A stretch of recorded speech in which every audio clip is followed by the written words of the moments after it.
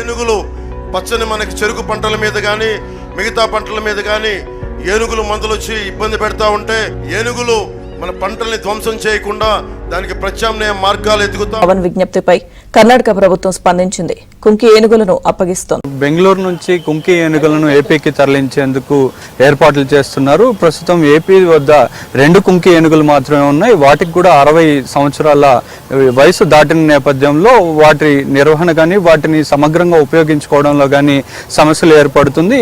ఎక్కువగా కూడా ఏపీలో ఈ అటవీ సరిహద్దు గ్రామాలలో ఈ పంట నష్టం కానీ ప్రాణ నష్టం కానీ ఎక్కువగా జరుగుతుంది. ప్రతి ఏడాది కూడా పంట నష్టం కానీ ప్రాణ నష్టం కూడా ఎక్కువగా ఉంటుంది. దీనికోసం ట్రైన్డ్ ఏనుగులను అంటే కుంకి ఏనుగులను తీసుకువచ్చి వాటిని అడవి నుంచి వచ్చిన ఏనుగులను ఈ కుంకి ఏనుగులతో తరిమేందుకు ఏర్పాట్లు చేసేందుకు కూడా పూర్తి స్థాయిలో కూటమి ప్రభుత్వం సన్నాహాలు చేస్తుంది. కూటమి ప్రభుత్వం అధికారంలోకి వచ్చాక ఈ ప్రాణ నష్టం కానీ ఈ పంట నష్టం అధికంగా ఉంటుందని గుర్తించి ఈ కర్ణాటక ప్రభుత్వాన్ని సంప్రదించింది. కర్ణాటక ప్రభుత్వం వద్ద కూడా ఎక్కువగా కూడా ఈ ట్రైన్డ్ ఏనుగులు ఉంటాయి. వీటిని ఏపీకి పంపించాలని చెప్పి డిప్యూటీ సీఎం పవన్ కోరడంతో ఈ కర్ణాటక ప్రభుత్వం కూడా సానుకూలంగా స్పందించింది.